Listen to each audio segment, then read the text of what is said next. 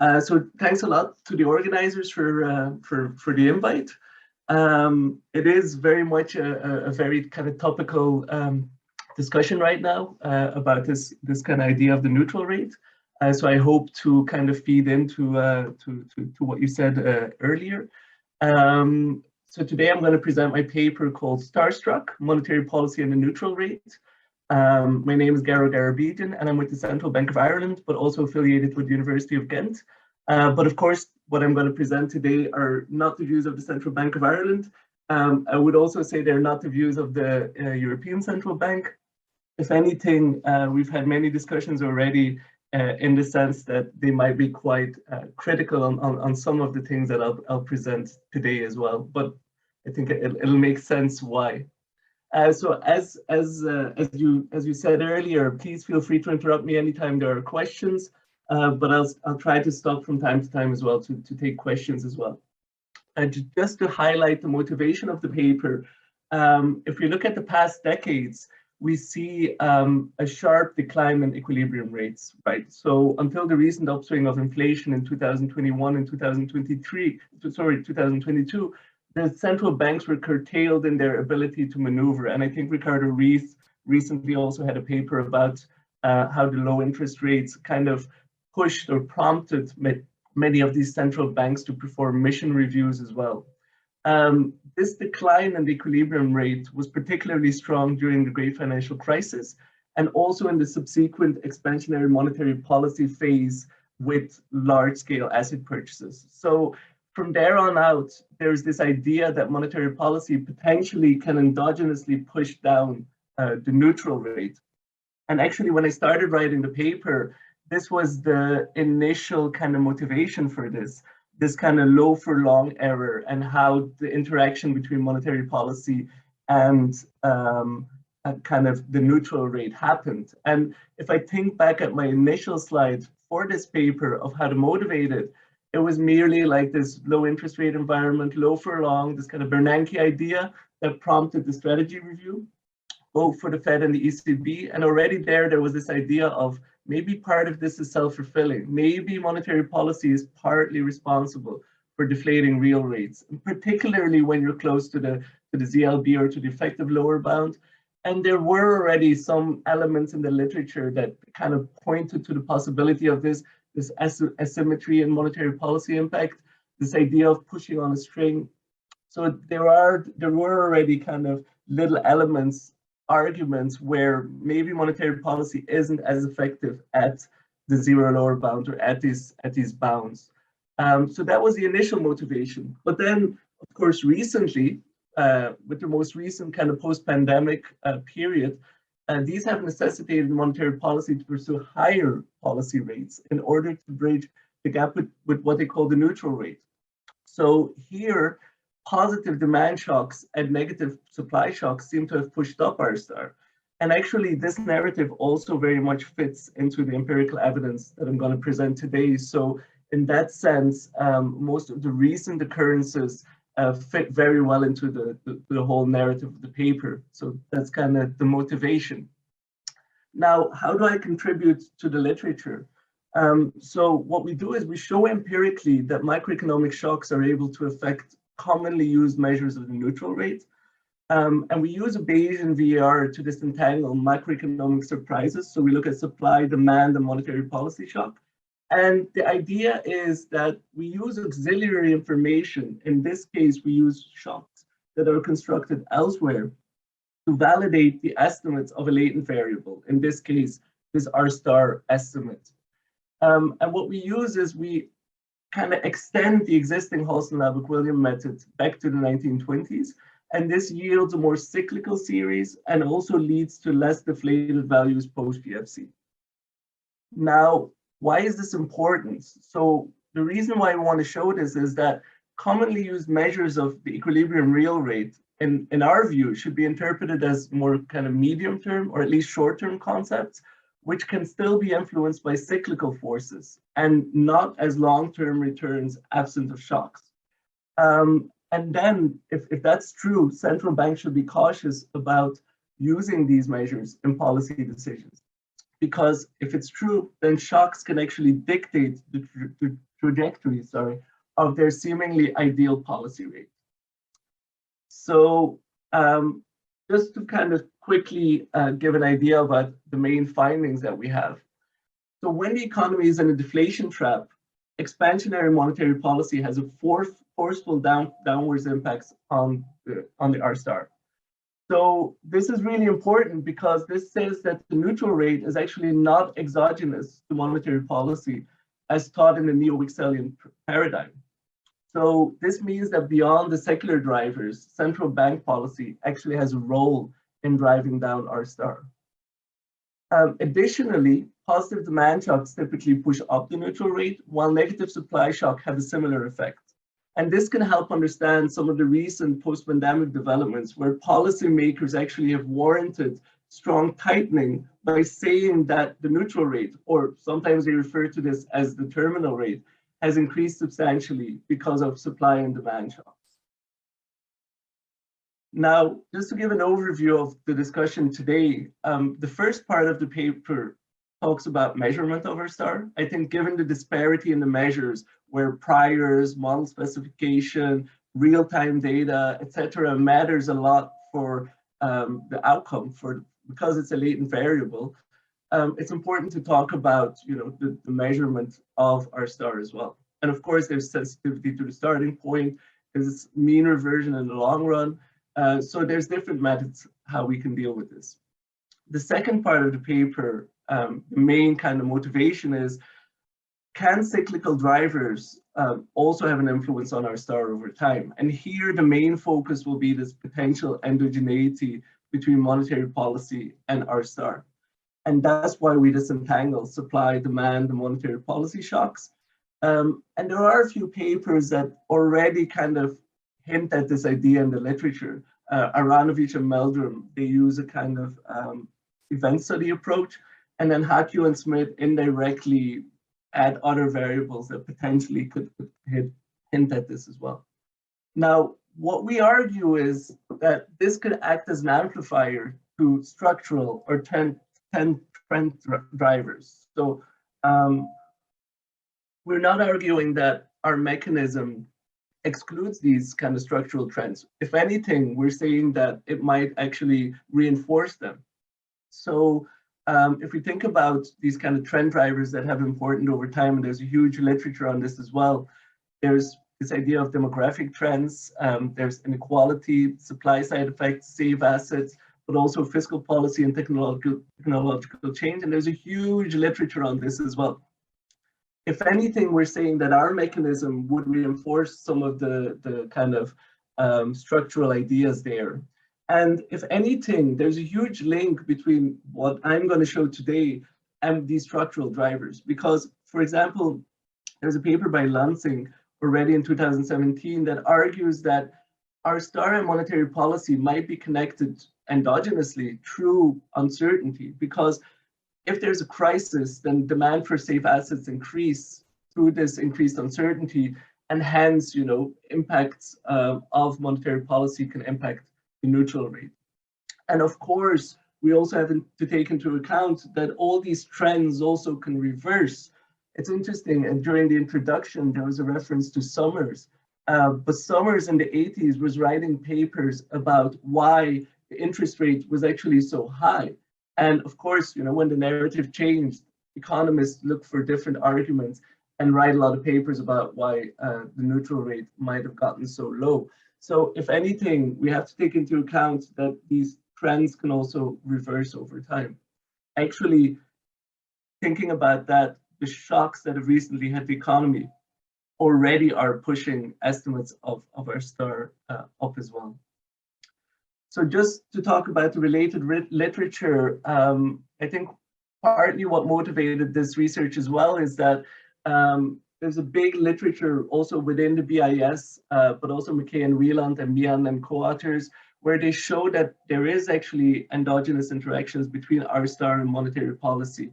And part of this is due to the unresponsiveness of inflation, especially when you're around these low rates. And this could be due to rational inattention, or kind of maybe backward-looking aspects of forming expectations. But then it's also linked with a large literature which shows that potentially when you're in a low interest rate environment, this might be self-sustaining. And then there's a whole kind of idea of, you know, the booms and low productivity growth, but also this idea of zombie lending.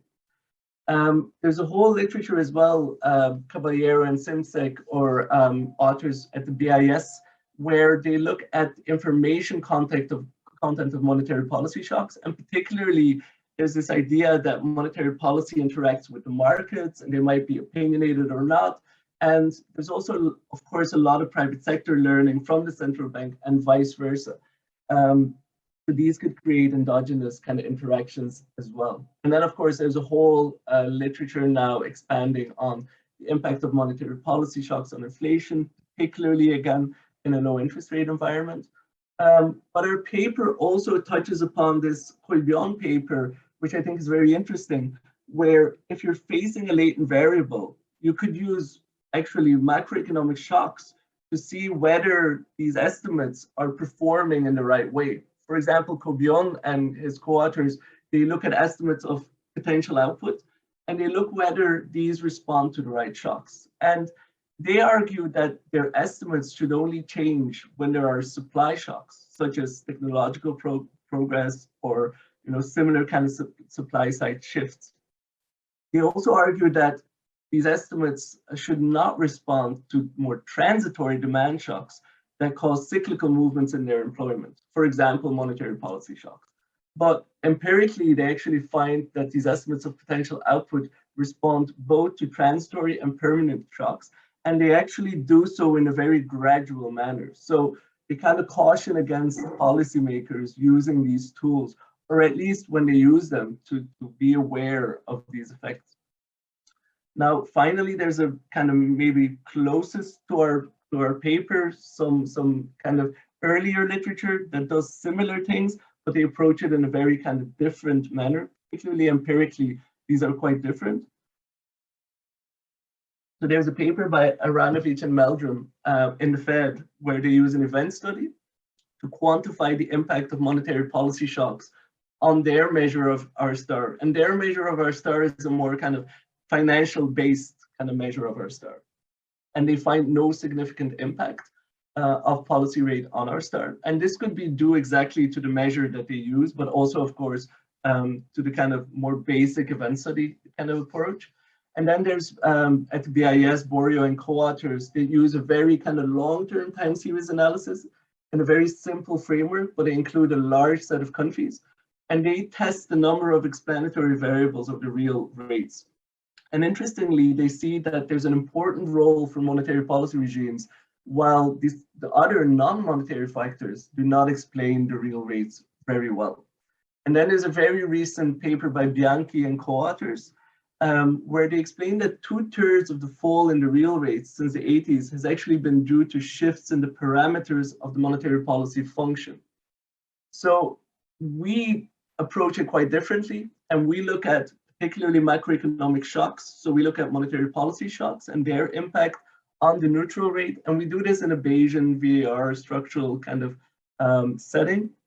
And we show that these shocks actually can widely impact the used measures of R star. But we also take into account particularly the findings of Bianchi and Borio. And when we estimate this, we do take into account that different monetary policy kind of regimes could lead to different outcomes. So we'll also estimate this over different time periods, particularly to kind of take into account this finding. And it works really well for our paper, I think. So maybe I can just pause for a second and see if there's any questions so far.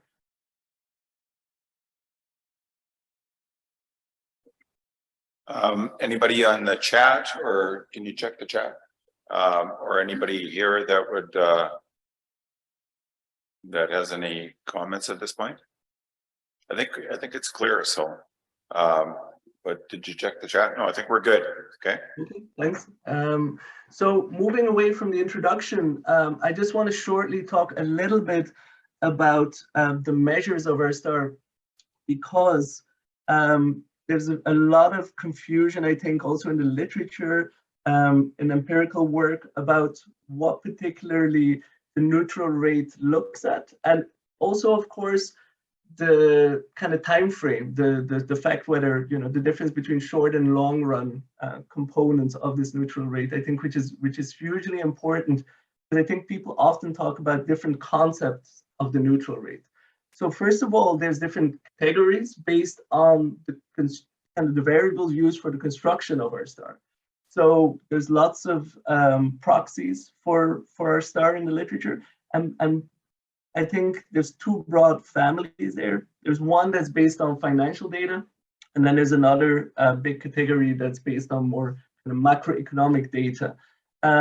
We will particularly focus here on the kind of more macroeconomic based measures, but we've tested robustness across a large kind of array of measures, but we won't discuss them in the presentation here because otherwise we end up showing endless amounts of graphs. Maybe more important is the fact that the neutral rate has a long-term, slow-moving component and a short-run, more kind of volatile component. And the long-run component is the one that's driven by the secular drivers, so the ones that, you know, we know quite well: productivity growth, demographics, the evolution of the global economy. So the real kind of trend drivers. And then there's a short-run component of our star. And this is the kind of concept that is often used by central bankers, that is often in the debates. And this short-run component can still be affected by transitory economic shocks. So if we think back of the workhorse Smets and Waters model, in their model, they showed that transitory, for example, productivity or government spending shocks can temporarily move the neutral rate away from its long-run trend. So there's a short-run component that is kind of more volatile. But even within that literature, the prevailing neo-Wickselian view is that our star is largely exogenous to monetary policy. So if you read the Woodford kind of textbook, then you'll see that this idea is that even though the short run can still be influenced by shocks, it would be fully exogenous of things like monetary policy. And in our estimation, we focus on this short run component that central banks typically talk about. Now, as a time series for neutral rates, we extend the Holston-Labak-Williams measure in order to have a long kind of time series, because this would allow us to examine the impact of the monetary policy shocks on the neutral rate over the different policy regimes and over evolving macroeconomic environments. As we saw, different policy regimes can affect this. So we want to look at a really long time series. And in order to do this, we incorporate this Holston-Labak-Williams algorithm, and we append it with historical data. So we gather data from Balk and Gordon, old Romer and Romer data. We look at the Schiller database and the historical database of Fred. So we append this data and we get a really long time series for the Holston-Labak-Williams method. Now, you could argue, why do you use the Holston-Labak-Williams? Because, there's been, it has shortcomings, and there's been a lot of papers that point at some of these, and they are indeed important. But still, even though it has its shortcomings, it's still the most prevalent in the academic literature and in the policy debate. So it is still the measure of kind of the neutral rate that a lot of people think about when they're discussing this idea of our star. So that's why we focus on this measure in particular. And if you look at the figures, many of the measures in the literature, also many of the adjusted measures show a very similar movement over time. Now, as I said, there's been several modifications for the Holston-Labak-Williams measures in recent years. And I think one of the common trends in all of these adjustments is that they make the series more cyclical, and also they show an increase after the great financial crisis. And there's been very many papers, Lewis and Vasquez Grande, Hakio and Smith, Kuchir-Mann, but also Buncic has pointed at this as well.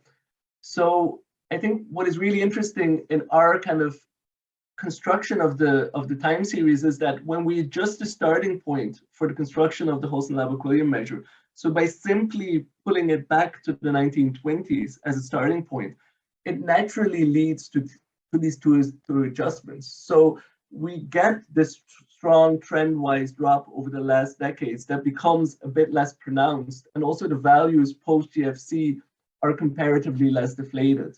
So in that sense, we also feel reassured that actually the kind of extending or appending the Holson-Lab-Equilibriums to this historical data helps with some of these modifications that have been proposed in the literature. And this actually highlights the sensitivity of the Holson-Lab-Equilibrium measures to the starting point, something that Buncic also talks about in his research. And it also shows the natural mean reversion in interest rates when looking over a longer time period. And Icon Green has talked about this, but there's also a recent Rossi and Rogoff paper that talks about this as well. So in our situation, we see that the extended Holson-Lab-Equilibrium measure is also stationary, and we show that multiple stationarity tests actually reject the presence of a unit root in our R-star measure. And this is again very similar to what Rossi and her co-authors find in their recent paper. So just to show you the figure of the R-star measure that we use, the blue line is the historical extended appended kind of Holson-Lab-Equilibrium measure. The red dotted line is the original Holson-Lab-Equilibrium measure as it's found on the New York Fed website. So it's the current version of the Holson-Lab-Equilibriums. And then the yellow line is a kind of robustness for us to see whether our construction works, because it's actually just simply our data series, but starting from the starting point where the Holson-Lab-Equilibrium series starts as well. And I think similar to Rossi and her co-authors, it's interesting to see that if you look at a long period of time, our star actually looks quite cyclical, stationary. And it also shows that this trend-wise decline that people have focused on since the 80s might be less pronounced than what we think. Also, the 80s would particularly be a very kind of oddity within this neutral rate series. And I think the focus on it takes a bit away of the kind of more cyclical aspect. So just to summarize our kind of time series for the neutral rate, by changing its starting point, it becomes more pro-cyclical, and the strong trend-wise drop is less pronounced. So and also values post-GFC are less deflated. So very similar to the adjustments in the literature. I think helpful for us is that the extended Holson-Lab-Equilibriums is stationary, in contrast to the original Holson-Lab-Equilibriums measure that has unit root. And this is of course helpful when looking at cyclicality over the long sample, and helpful for the VR analysis when we investigate the shocks.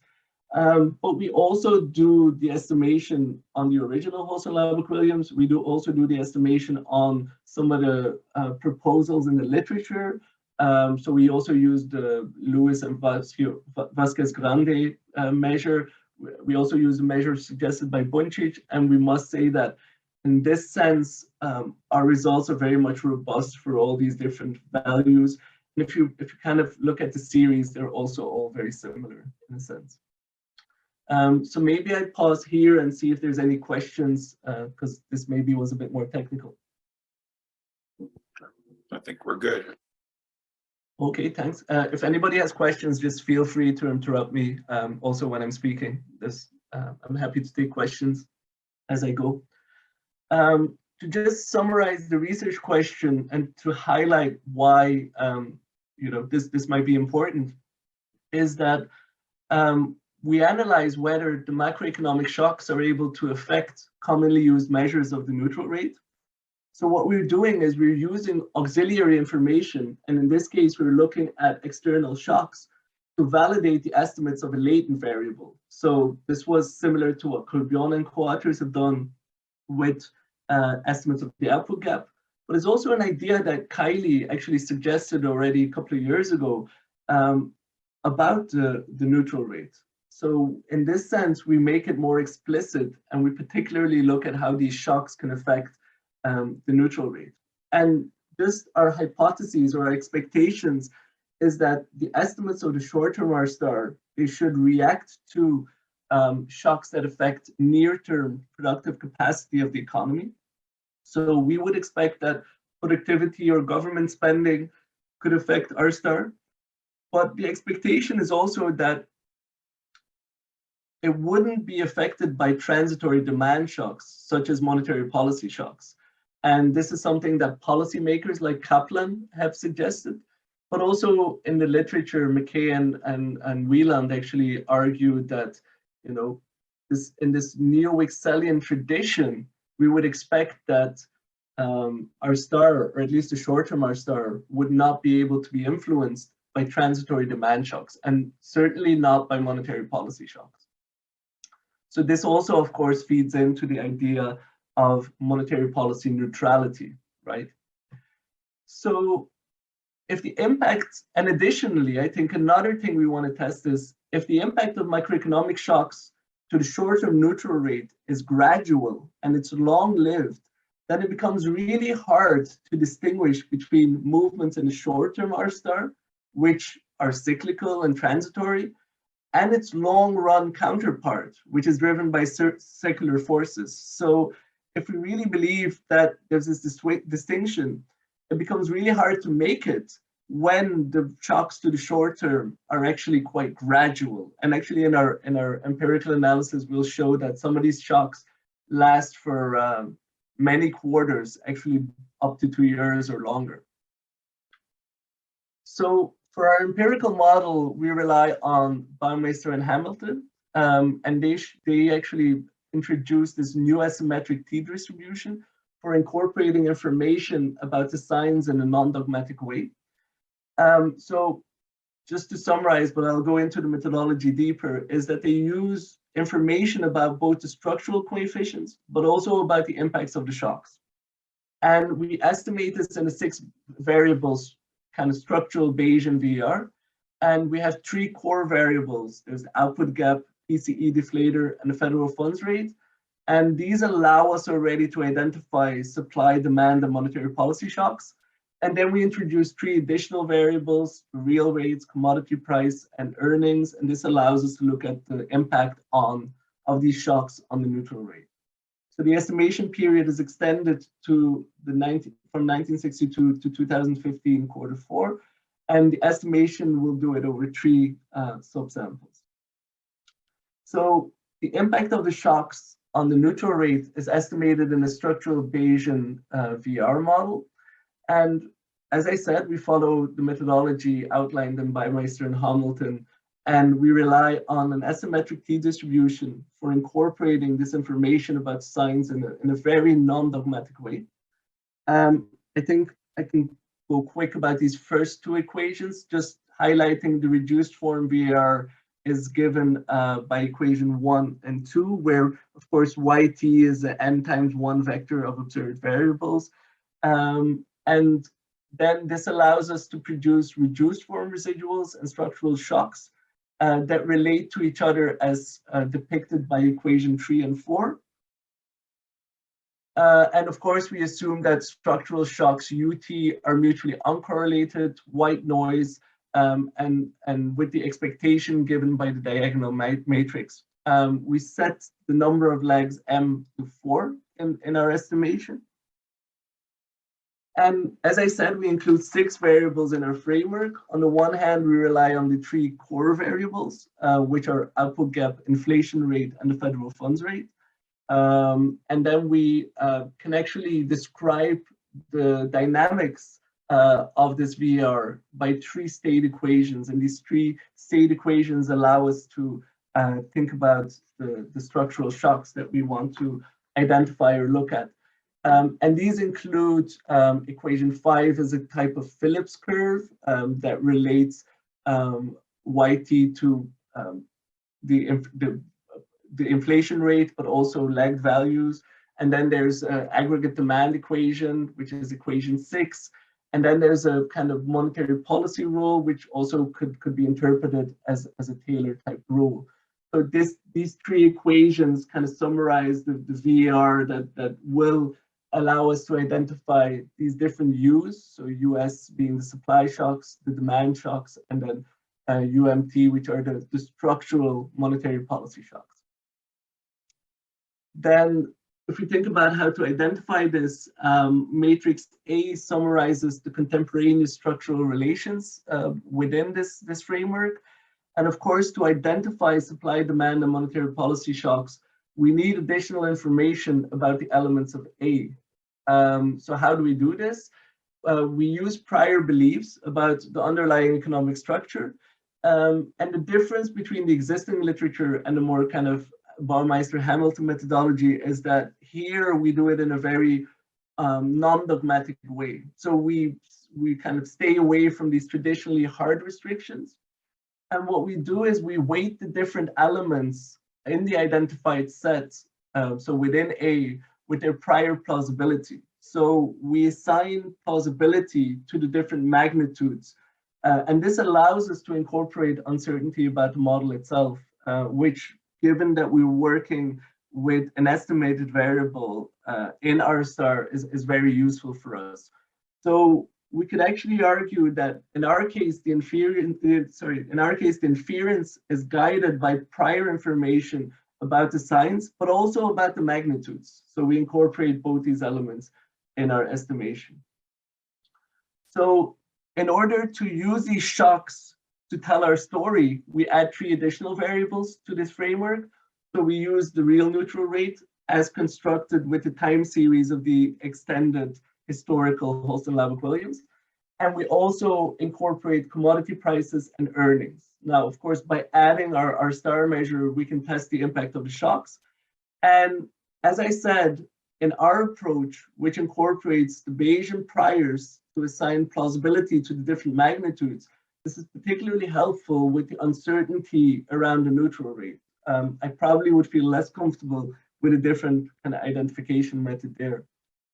Additionally, commodity prices help mitigate the price puzzle, and earnings help provide insights on second round effects that can arise from inflation, as we've seen is quite important in the current dynamics as well. We use quarterly data, and the full sample runs from 1962 until the end of 2015. And because Bianchi and Ludvigsen and Borio and others have shown us that different monetary policy regimes matters, we want to estimate this over 3 subsamples where we think that potentially the underlying regime at least, or at least some of the coefficients and reaction function might have changed. So that's why we kind of want to do this separately over time.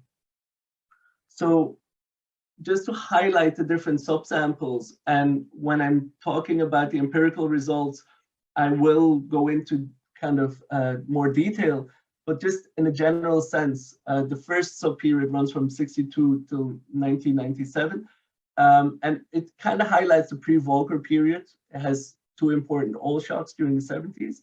The second period is the real kind of Volcker disinflation from the 80s to 1997. And it featured, of course, this double dip recession. And but of course, beyond the shocks that changed the regime, that changed, there's also lots of structural changes in this period. And then the final, most recent period, Krugman and DeLong kind of tongue-in-cheek would refer to this as an inflation trap. But what we do see empirically is that since 1998, the interest rate gap for advanced economies has remained negative. And this interest rate gap is the actual long-term real interest rate minus the 20 years moving window. So actually this variable for, I think, most of the advanced economies that we've looked at has remained negative since this period. So again, we think that there's been an important shift there as well. So maybe I can pause here and just see if there's any questions about the more kind of empirical framework. I'm just curious. I would have told the story a little bit different. I would have said, R star, it's like a unicorn, okay? It's an imaginary character that only exists in our minds. And what matters for us is real things like where interest rates are going to go, where's inflation going to go, and so on. And and so the concept of R star actually could be very dependent on the story that we're telling, right? So I was just curious, if you were just going to put this into a story, okay, like your story about what you think R star is and, you know, the unicorn, and tell us what you think is going to happen to interest rates over the next little while, and you know, as a part of the story. Could you do that on the basis of all this research? Kind of tell it in a story about what you think might happen based on different ideas about R star, and of course related to those ideas, numbers. Yeah, I think what you're saying is not so different from my narrative, to be honest, because what you're saying is it's a unicorn, and I think that's and what you additionally say, which I think is really important, what I'm hearing that is that if we could, we'd rather do without this. What we really want to look at is inflation and real things. But, you know, given that people need the narrative of what the future might bring, given that policymakers want to have a framework, for example, now, because we want to know how much you want to increase rates. So you come up with these concepts, artificial constructs, you can call them unicorns, of where the ideal hypothetical interest rate should go to. So, you know, I completely agree with you that in a sense, my narrative would be we should only care about the real things around us. But people want to have these more philosophical constructs, you know, because in policy making and making your narrative and arguing how you should do policy and having this kind of, you know, more forward kind of looking thing ahead that you could use, like, you know, the ECB is kind of very keen on this terminal rate idea. You know, it kind of gives a support, maybe a kind of something to hang your policy on. But my narrative isn't that different. But what my narrative would be, and it's a kind of cautionary tale, is that whatever you think about of the neutral rate, and whatever kind of in the public domain, at least, people talk about, the concept of the neutral rate that people use is actually heavily influenced by a lot of the things that are happening around there. And maybe if you think about it as a more philosophical construct, as a unicorn, this should not be the case, right? So, and I'll come to this in the policy discussion, but I think it should lead to two things. Either you use a different measure of the neutral rate that is more aligned with this idea of the unicorn, of this kind of special rate that is, you know, a deity almost, comes from the gods and is independent from what we earthlings do, or at least it's only dependent on long-term drivers, or we acknowledge that it's a more kind of cyclical thing. And then what you're actually saying is that the thing that we're using, the exact thing that we're looking at to guide us for policy is actually influenced by the shocks that are happening all around us. And there's a quote by Friedman in the 60s, I think, during his presidential address, that he actually cautions against using these kind of concepts in policy making, because it exactly leads to having policy become a random walk, because you're actually looking at something that is very much influenced by shocks. So I think the narrative is similar. Maybe the conclusions are a bit different. I don't know if you would agree with that. No, I think this is something, when you get older, like me, you're younger than I am. And so you sort of see the world as a bunch of narratives that you've been thinking about, and those narratives have been evolving over time and so on, right? And so the way I think about it, you know, when I put my structural model hat on, is I would say the global real interest rate was falling, when China joined the World Trade Organization, their saving rate increased in response to growth. So the typical result that we would get where higher growth makes a higher equilibrium real interest rate, we actually had higher growth in China, resulting in a much higher saving rate in China as the people went from the poor people, you know, the poorer places to the market economy that they created. That resulted in a massive transformation, and that should have reduced the global equilibrium real interest rate. Okay, then you know we get it by the global financial crisis, and all the stories that you've been telling make sense. That basically the global equilibrium real rate was probably small, really low. Okay, and we had a bunch of policies, unconventional policies that were designed to get real interest rates down. We drove term premium obviously down to zero. By some estimates, they actually went negative, but we could talk about that. But the point is that the idea of thinking about driving the equilibrium real rate down through driving term premium down, that's a cycle. And to go back to your theme about whether or not cycles can be involved here, the two stories I told are stories about cycles, but they're long cycles. Okay, the Chinese saving rate went way up, but it's also come down afterwards. And the question is, where will it go in the future? And you know, as the wealth is passed to young people, will they have the same consumption and saving habits as the people that, you know, that effectively were starving? There may be different kinds of people in the future than there are now. So that would be a cyclical factor, but it'd be one where it would occur over many, many years and so on.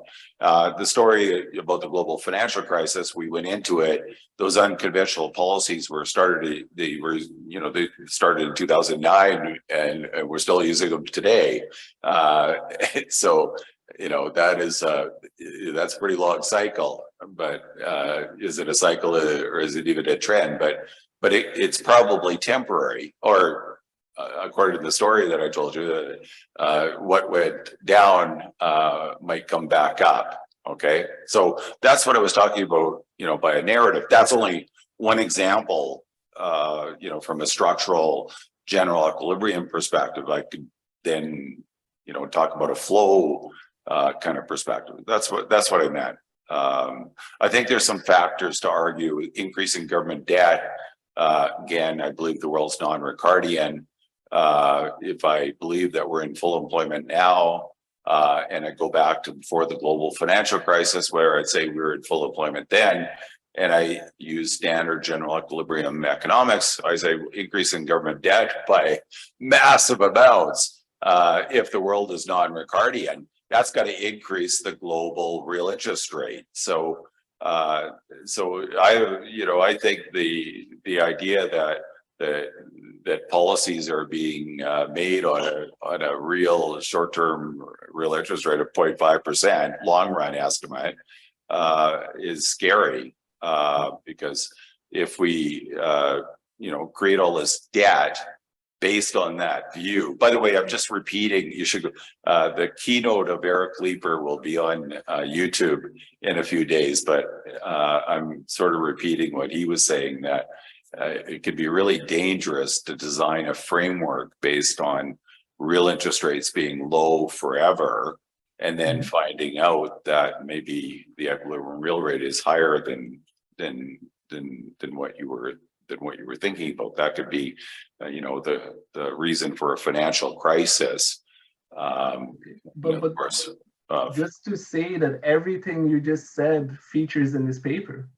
So if anything, just to go back and to what you started by saying, I must be an old soul, because what I'm actually doing is I'm showing that all these narratives don't add up, if anything.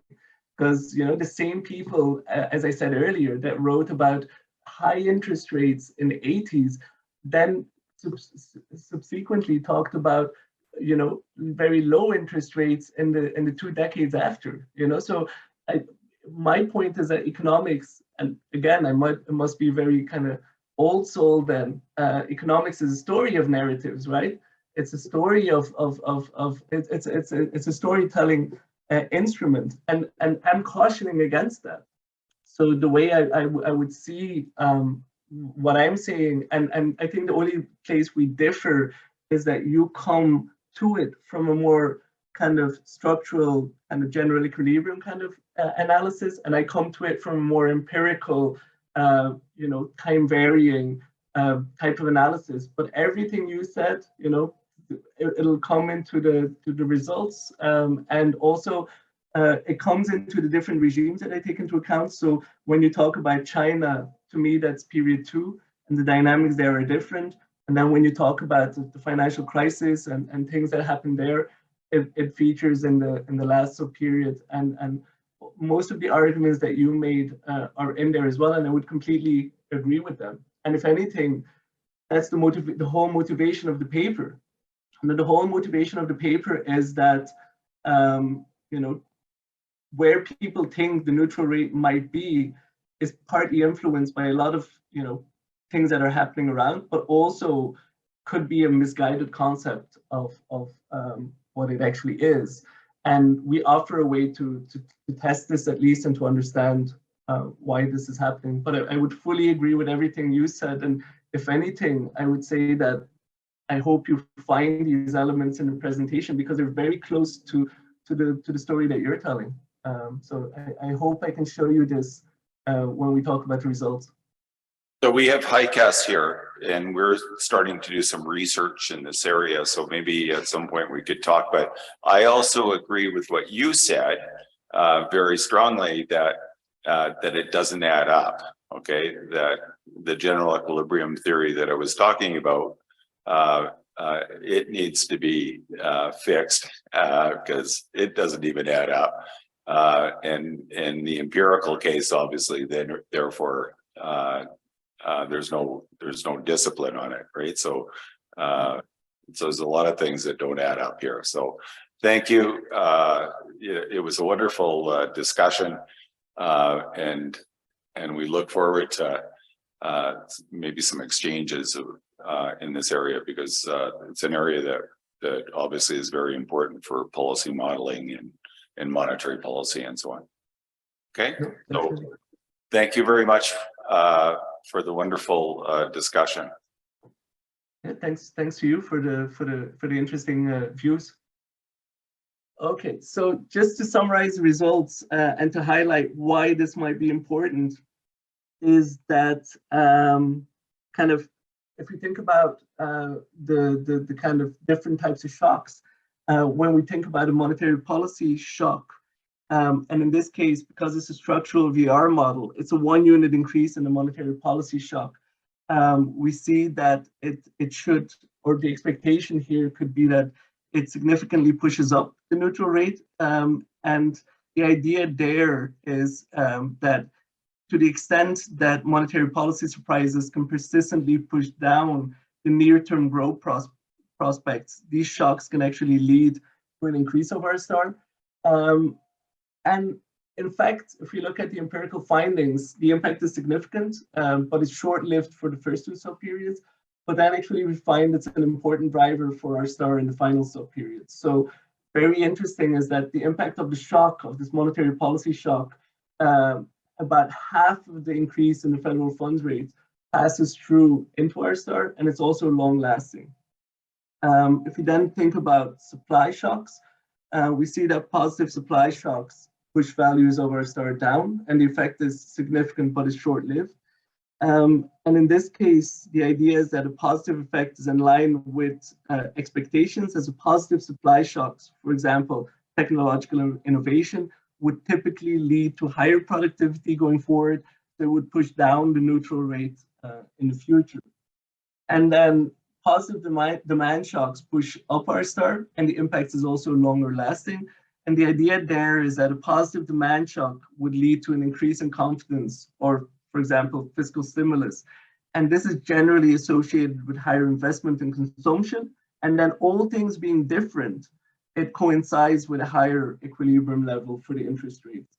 And this is what we find, and we see that it's important for our star over the whole sample period, although the size of the response is subdued in the last subperiod. So then, just to highlight, and this in fact will, I think, coincide with some of the comments that came earlier. But if we look at the different subperiods and the events in these different subperiods, and we think about the context and how this impacts the kind of shocks hitting the economy and the impact it has on the neutral rate, I think a lot will coincide about what was said earlier. And I hope some of these remarks will resonate with the empirical, I think the kind of very valuable empirical work that is in this paper. So during this first sub-period, the US was hit by a large and sizable persistent macroeconomic shocks. So we saw the collapse of Bretton Woods, which ended the dollar's convertibility in 1971. And we also saw two oil shocks in 73 and 78.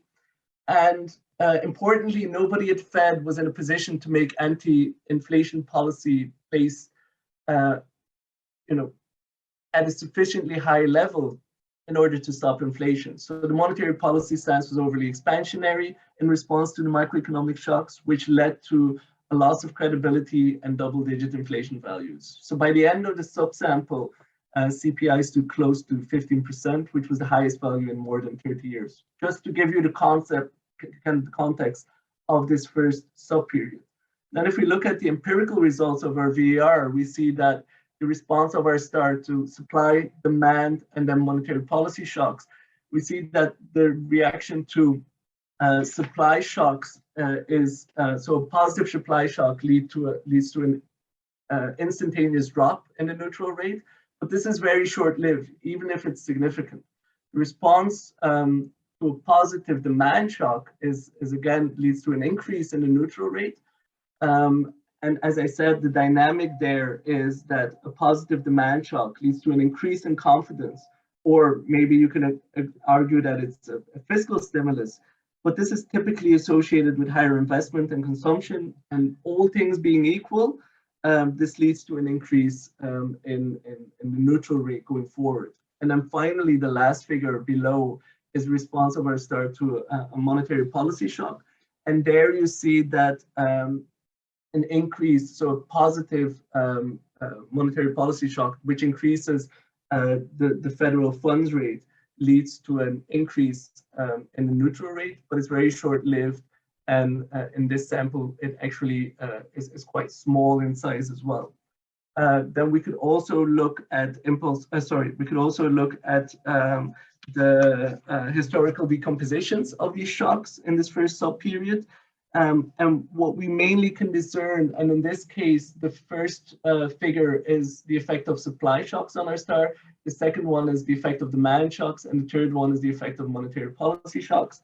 And what we can see here, especially thinking about the particular context of this sub-period, is we find that the positive impact of demand and monetary policy shocks in the late 60s, this reverses in 71, and then it turns back positive towards the end of the sub-period. So you can see this in the second and third graph, where initially there's a positive impact, which then reverses, but then turns positive again towards the end of the sub-period.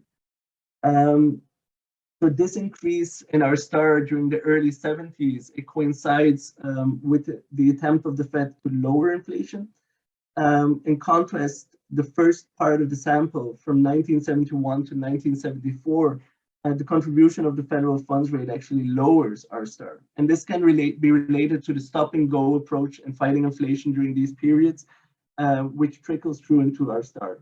And we see from mid-70s onwards, the contribution turned positive again, and it shoots up further in 1997 when Volcker takes over as a chairman. So this is in the third graph, where we see towards the end of the sample period, the impact of the monetary policy shocks on the neutral rate become positive. Moving towards the second sub-period, which is... Sorry, can I have a question there? It's interesting to look at these different periods and compare the results, and but just to catch up with the intuition behind all of this.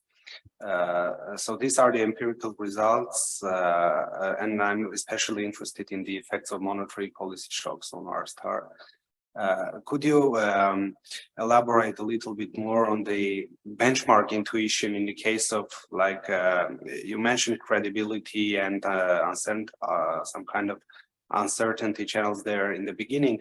What's the benchmark in the ideal case in terms of theoretical approach that could you describe the channel between the monetary policy shocks on R star in a best case scenario, in the ideal case of theoretical environment where we have full credibility, for example? Would that be no effect on R star, or there is still some expectation of some kind of theoretical connection between them?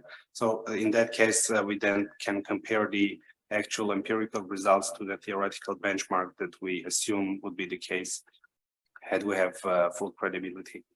Yeah, thanks for the question. And this is something I try to highlight a bit in the introduction as well. So if you think about the literature, and especially the literature that studies the impact of shocks in a kind of theoretical framework, where I specifically think about the workhorse models of Woodford, or for example, Smets and Waters.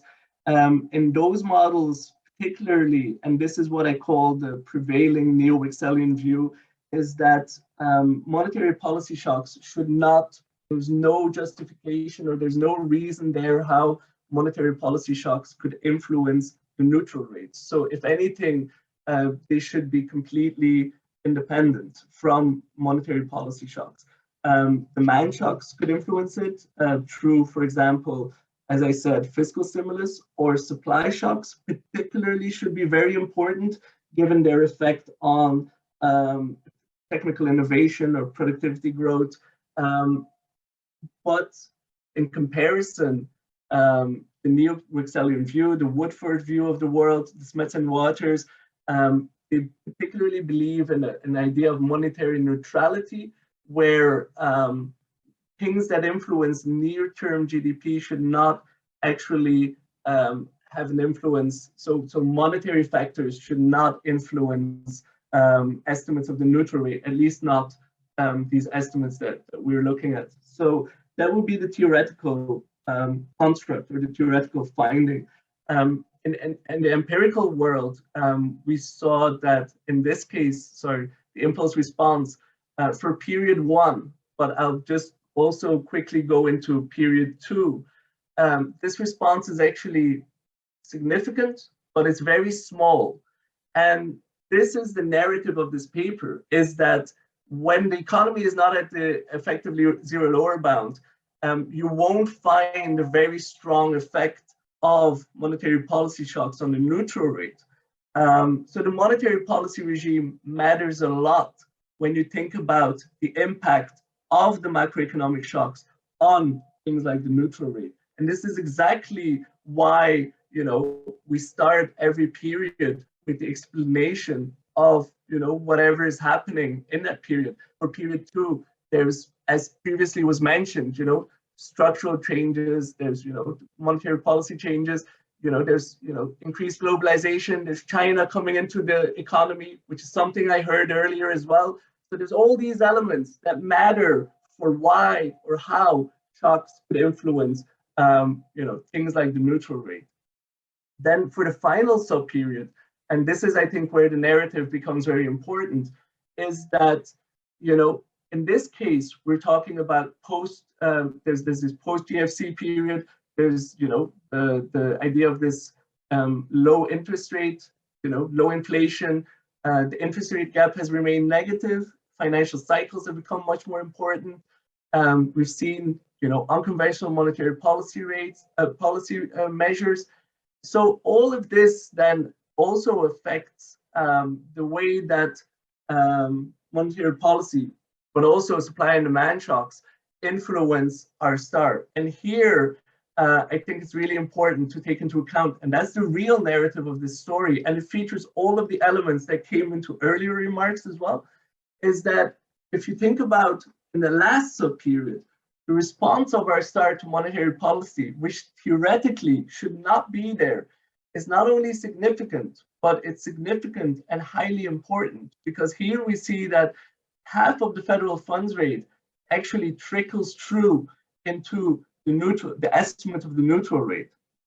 So this is hugely important for policymakers, as in all of the expectations, in all of the theoretical constructs, but also in a lot of the speeches by Kaplan or Brainerd or Powell or others, the assumption is that the neutral rate is not influenced by monetary policy. So if you think about Woodford, if you think about Smets and Waters, then what we find here shouldn't be the case. So this goes more into the literature of Mian and Sufi.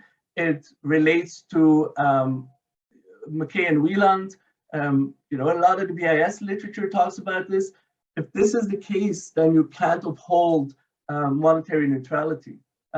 So to answer your question and to kind of highlight this within the narrative of the paper is that theoretically, you shouldn't find this. And theoretically, central banks should not be able to influence at least the short-term rate of our star.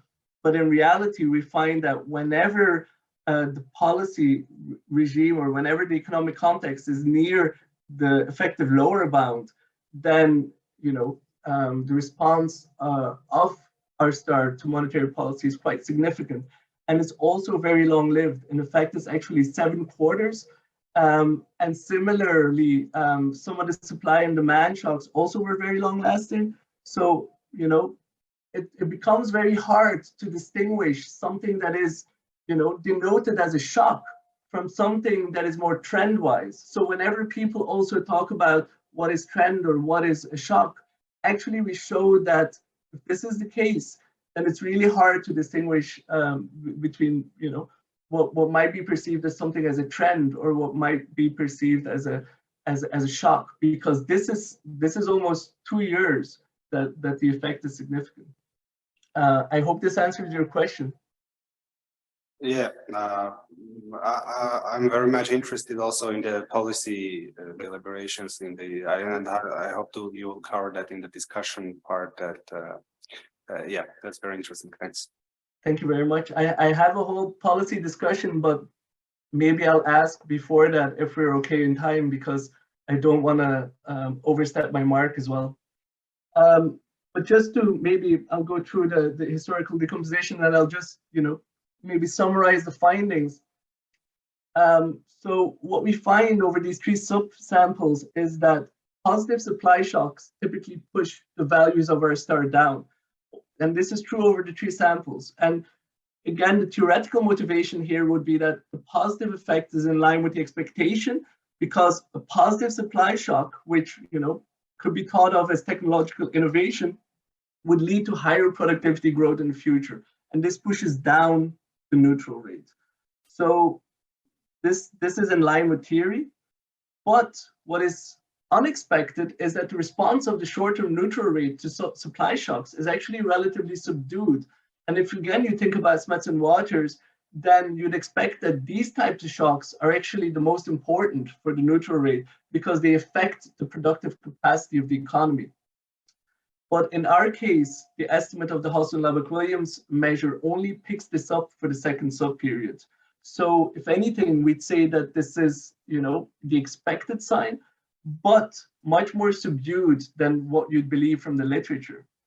Then positive demand shocks or an increase in confidence is associated with higher investment in consumption, and then all things being equal, it would lead to a higher equilibrium rate for the interest. And we find this effect is quite persistent. And if anything, we have confidence about the science that the effects are lasting well beyond 2 years for the first and the third subsample. And then what we discussed now, just to summarize, is that a 1 unit increase in the monetary policy shock, it significantly pushes up the neutral rate. And whenever the economy is near the zero lower bound, about half of the increase in the federal funds rate passes through And again, this effect is long lasting and lasts up to 7 quarters. But this goes against the prevailing neo-Excelian view that R star is exogenous from monetary policy. And if I read Brainard or Kaplan or other policymakers, they typically believe that short-term neutral rate should not be influenced by non-monetary drivers of near GDP growth. This is actually not the case in our empirical model. And as I said, our findings are much closer to McKay and Wieland, Mian et al., and a lot of authors at the BIS show similar kind of dynamics. So I think there's 3 important observations here, and if anything, they very much coincide with some of the remarks that I've had during this presentation, is that while demand shocks produce the expected response, short-term R star estimate seems to underreact to supply shocks and overreact to monetary policy shocks, which questions the validity of this commonly used estimate, as it underreacts to shocks that affect the near-term productive capacity of the economy. And it overreacts to transitory demand shocks, such as monetary policy shocks. So in this case, you would argue that we can use this auxiliary information of the shocks to look at the validity of our neutral rate. Now, additionally, given that the response of the neutral rate to these shocks is relatively persistent, and it can go above and beyond 2 years, the shocks to the short-term neutral rate are actually hard to distinguish from movements in long-run trends. And this is similar to some of the comments earlier where, how do you distinguish between these two if they have a shock can have such a persistent kind of effect over time? And then, of course, there's a difficulty in disentangling the persistent short-term and long-run movements. And this partly explains why there's been so many diverging views on what kept R star deflated after the great financial crises. And then finally, given the importance of the short-term neutral rate in the realm of central banking, if you really believe that there's an endogeneity between monetary policy and short-term R star, then it has a huge impact on your policy making. And this is something that Borio coined as the fact that expansionary monetary policy can deflate short-term R star and can actually further reduce the headroom for policy.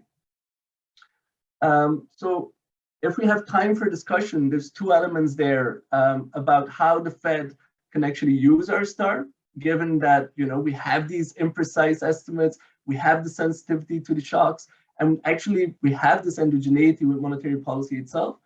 And then the second part of the discussion talks about the interaction between policy rates and R star.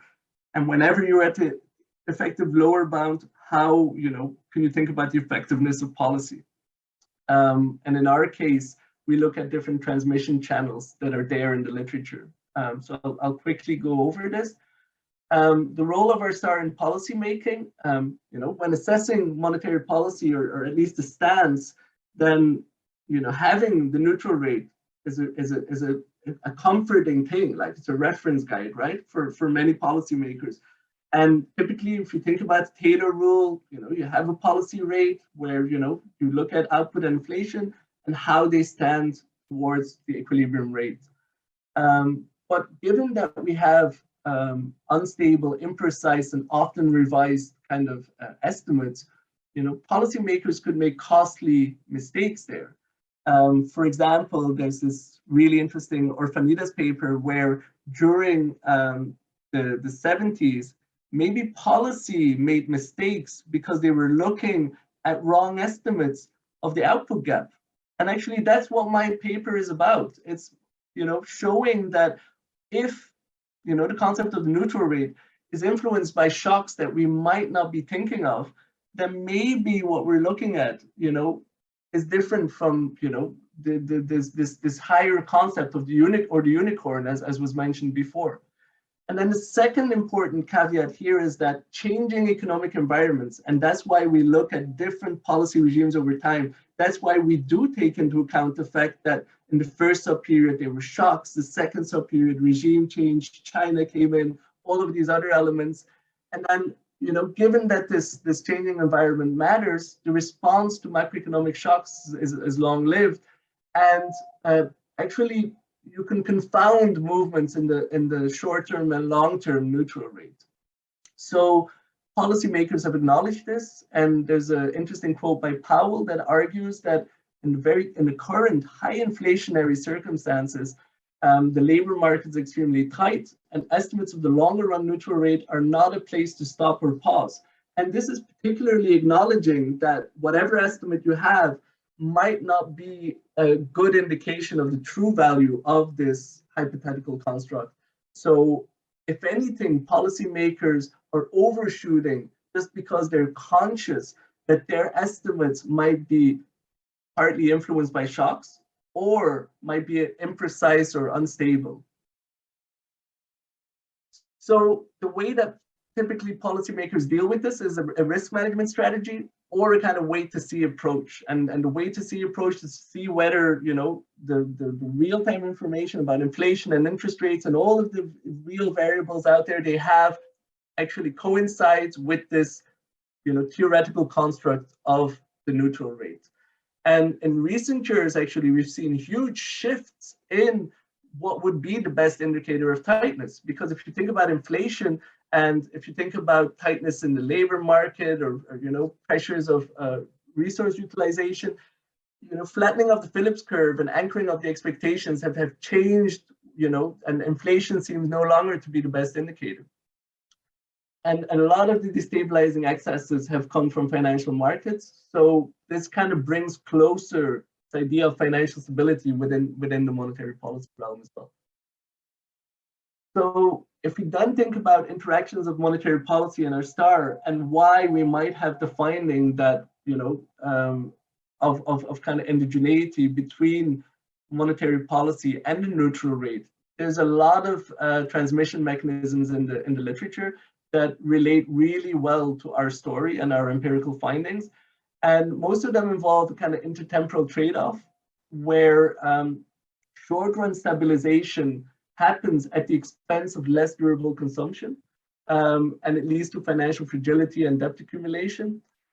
And then other channels have worked on information feedback or a degree of capital misallocation. And actually, really interestingly, Ohanyan has a paper going back, I think it's 1998, where he already argues that when central banks focus this much on short-term stabilization and they look at things like the neutral rate, it could lead to a lot of financial stability issues going forward in time. So I think it's already been kind of dominating the literature going back 20 years.